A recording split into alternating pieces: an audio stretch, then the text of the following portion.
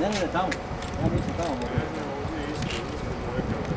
Ja sam rekao tom da ću ja imam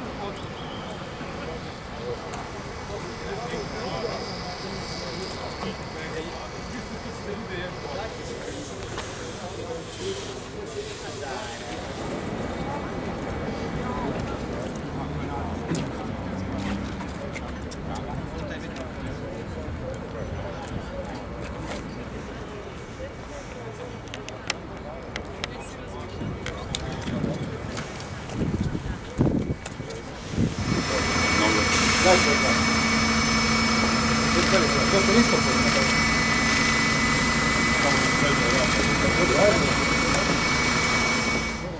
Što možete vidjeti da gradsko saobraćajno preduzeće Novi Sad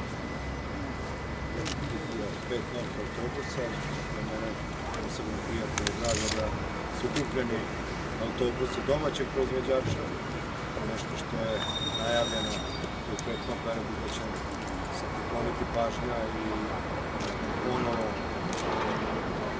održati domaće proizvodnje autobusa, a za nas u Novom Sadu svakako bitno da nastavimo da obnavljamo park koji godinama nije obnavljan. Za ovih 5 autobusa smo izdvojili iz budžeta 2014. 90 milijuna dinara, da su plaćeni 88 milijuna dinara neto.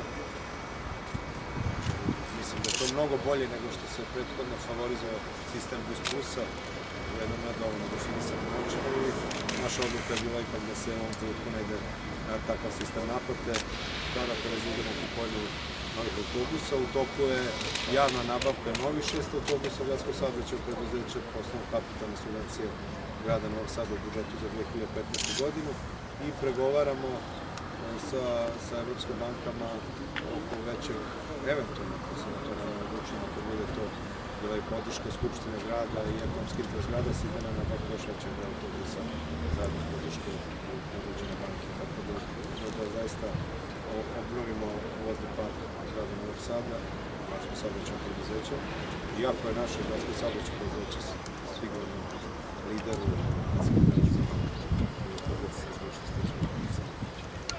Nakon niza godina Ikarbus ponovo ima priliku da isporučuje autobuse na Novom Sadu, zahvaljujući tome što je grad Novi Sad i gradsko saobraćajno preduzeće prepoznalo potrebu da se pomogne domaća proizvodnja. Kao što sami možete da vidite, autobusi su moderni, vrlo su kvalitetni i nadam se da će vam dugo služiti. Zahvaljujem što ste došli i obećavam vam da ćete ove godine više puta biti pozvani zbog ovakvog događaja. Hvala.